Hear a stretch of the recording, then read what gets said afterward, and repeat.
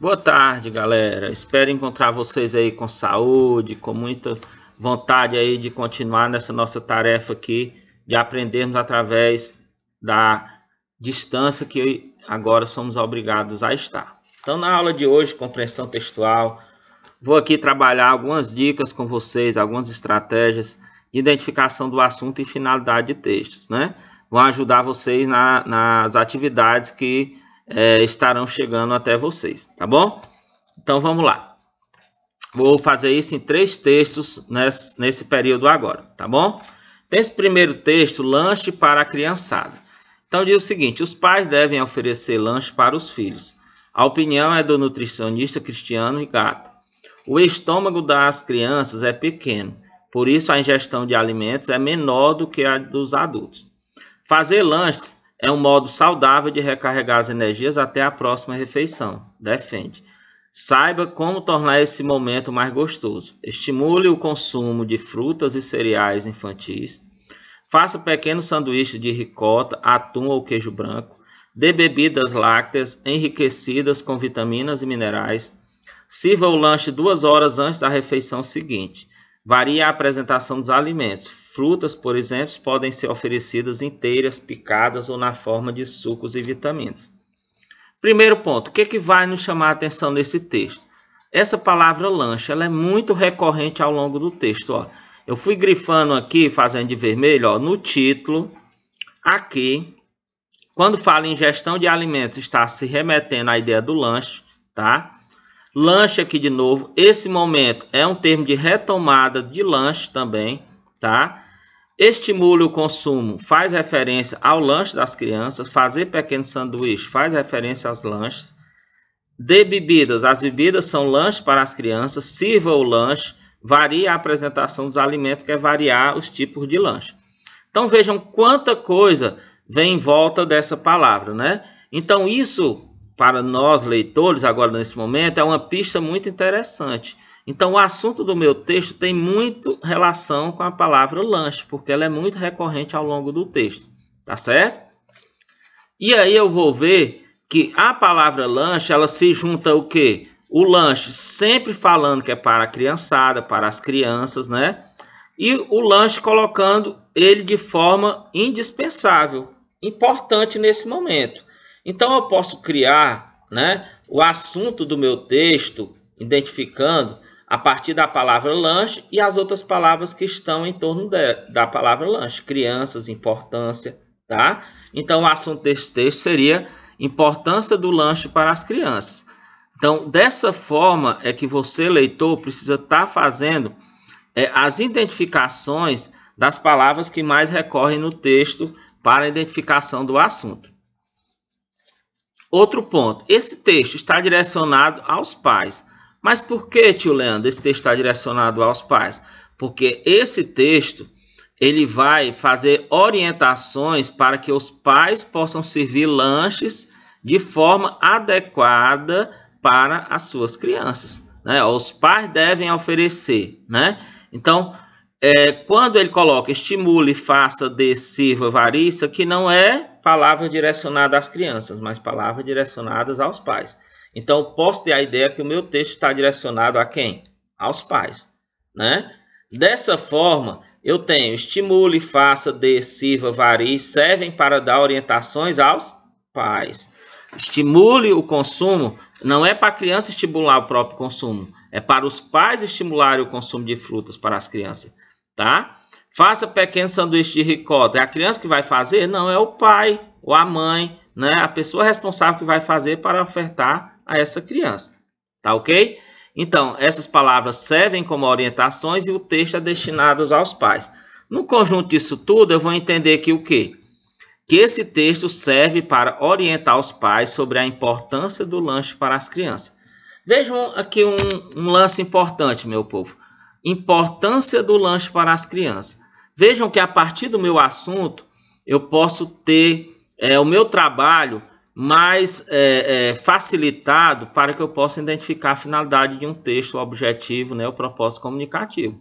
Então, qual a finalidade desse texto? Orientar os pais, né, porque nós vimos lá as palavras de orientação, Por que orientar os pais? Porque o texto se destina aos pais, então a finalidade é orientar os pais sobre o assunto. Qual é o assunto? A importância do lanche para as crianças.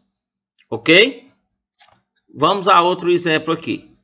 Pescaria no interior. De viagem no interior, um homem vê um grande lago e tem a brilhante ideia de fazer uma pescaria. Esse lago é propriedade de alguém? Pergunta ele a um caipira que está passando. Não, senhor, é público. Então é crime tirar alguns peixes dele? Crime não é não, senhor, é milagre.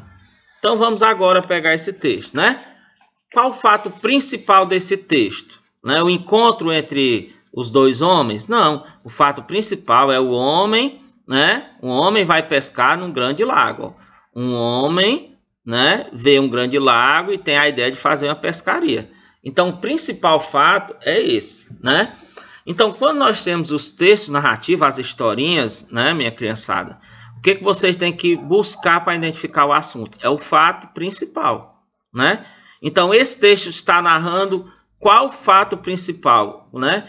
Qual acontecimento que houve nesse texto, que o texto todo gira em torno disso, né? Então, a conversa entre ambos gira em torno porque o homem decidiu fazer uma pescaria, né? Então, esse é o fato principal que eu posso dizer que o texto trata principalmente sobre o quê? Um homem que vai pescar num grande lago, né? Não é o encontro dos homens. Então, sempre no texto narrativo, procure identificar o fato principal do texto narrado, tá certo? Que você vai ter um caminho mais curto para a identificação do assunto desse texto, tá bom? Quando eu olho para esse texto, né, criançada, eu vejo que esse texto apresenta uma história, né? Por que ele apresenta uma história? Porque ele tem dois personagens aqui, um homem e o outro que ele encontra, o senhor. Esse texto está no espaço que é perto de um grande lago, né? Tá? Vai ter todos os elementos do enredo de uma narrativa, então por isso eu vou dizer que esse texto apresenta uma história.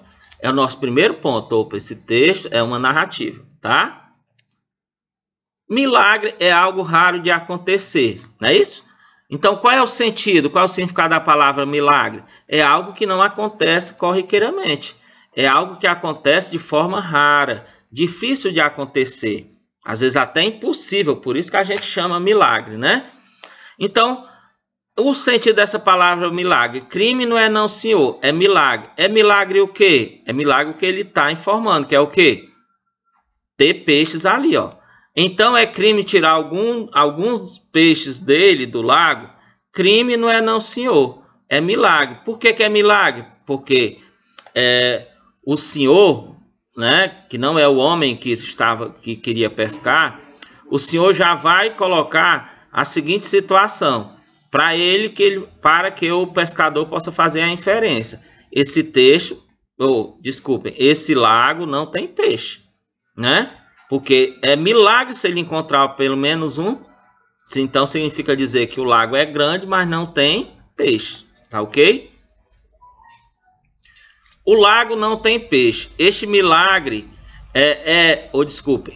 o lago não tem peixe. É milagre se o pescador encontrar um ali, tá?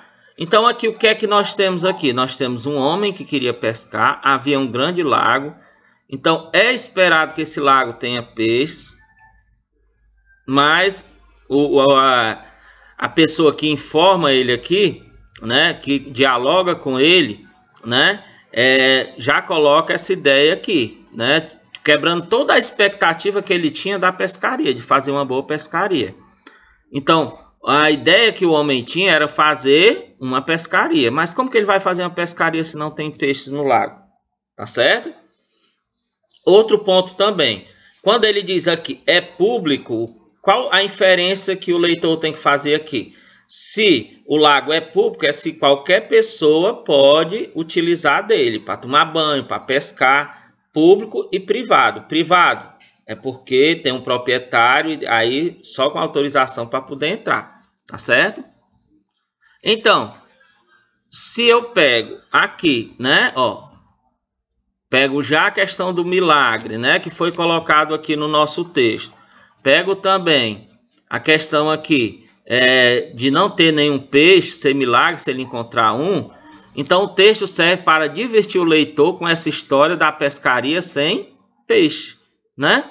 Por quê? Porque o homem se propôs a pescar, mas na realidade não havia peixes. Então ele ia realizar a pescaria. Pescaria existe sem peixe, tá? Então, quando toda a expectativa criada pelo meu personagem, que é o homem que viu o lago e fazer a sua pescaria, ela é rompida pela surpresa de alguém que conhece o lago dizer que ali é milagre se ele chegar a encontrar um peixe, né? Então, essa surpresa, essa revelação, ela dá a ideia de diversão, de entreter, de divertir o leitor, tá? Com essa história da pescaria sem peixe. Então, a finalidade desse texto seria divertir o leitor, entreter o leitor, né? Levar a comicidade, que é a ideia da graça, do riso, né? Através dessa piada, tá? Vamos ao nosso último texto, né? Maquiagem mutada. O Ministério da Justiça multou na semana passada 2 empresas líderes do mercado brasileiro de biscoitos. A multa de 1,5 milhão a cada um dos fabricantes foi aplicada em razão de as companhias terem reduzido o conteúdo de seus pacotes sem diminuição proporcional dos preços e sem alertar corretamente o consumidor, como de resto exige o Código de Defesa do Consumidor. Esse caso mostra mais uma vez o quanto o Brasil conseguiu evoluir em relação aos direitos dos consumidores, desde que o Código de Defesa do Consumidor foi criado, há mais de uma década. Experiências como essa mostram que, com vontade política, legislação adequada, profissionais preparados e envolvimento da população, o Brasil pode evoluir em diversos setores, hoje considerados problemáticos. Que o exemplo prospere. Então vejam só, nesse texto, qual é o foco desse texto? É apresentar uma multa aplicada a 2 empresas. Ó. O Ministério da Justiça multou, estão vendo aqui o destaque, 2 empresas, ó, tá aqui a multa, né? Então o foco é essa multa que foi aplicada a essas 2 empresas, grande empresa, líderes do mercado brasileiro de biscoito, né? E o que é que eu tenho também? As empresas foram multadas por quê? Porque diminuíram suas embalagens sem avisar seus consumidores. Ó, terem reduzido o conteúdo sem alertar corretamente o consumidor. Então, olha, o meu texto, ele fala de uma multa aplicada a 2 empresas, né, que diminuíram suas embalagens sem avisar seus consumidores. Então, vejam, aí eu já tenho a ideia núcleo do meu texto, né? Então, esse texto, qual o assunto dele? Ele está tratando sobre o quê? Sobre uma multa aplicada a 2 empresas que reduziram ou diminuíram suas embalagens sem avisar seus consumidores. Então, esse é o contexto, a ideia global do texto. Então, isso é o meu assunto do texto, né? A partir dessas ideias, né? E aí ele ainda vai dizer que o Brasil conseguiu evoluir, porque conseguiu aplicar essas multas, né? E é um exemplo que deve ser seguido, né? Então, nesse texto foi apresentado um fato real e raro de acontecer. Então, essa história realmente aconteceu, né? Eu tinha a fonte aqui que eu não coloquei. E é raro de acontecer por quê? Porque nem sempre o que está na lei no Brasil é o que é colocado em pauta mesmo, né? Para que realmente possa acontecer. Então, isso chamou a atenção, né? É um fato real apresentado. Esse fato deve acontecer sempre. Por quê? Porque ele diz aqui, ó, que o exemplo prospere. O que é prospere? Que continue acontecendo. Tá certo? Então, vejam que o meu texto ele está girando em torno de um fato real e esse fato deve servir de exemplo, né? Então, eu chego à conclusão que esse texto serve para noticiar, né, um fato. O fato é uma notícia, né? Noticiar, noticiar o assunto. O que é o assunto? Uma multa aplicada a uma empresa por diminuir suas embalagens sem avisar seus consumidores. Vejam, meu povo, que sempre a finalidade do texto ela está junto, atrelada ao assunto, né? E é isso que a gente precisa também ter cuidado, tá bom? Identificar o assunto me ajuda também a saber qual a finalidade que se tinha com aquele assunto tratado aí no texto, tá bom? Gente, boa atividade aí quando vocês estiverem aí com essas 2 habilidades aí no restante da semana que as professoras vão estar enviando vocês. Um abraço, fiquem com Deus.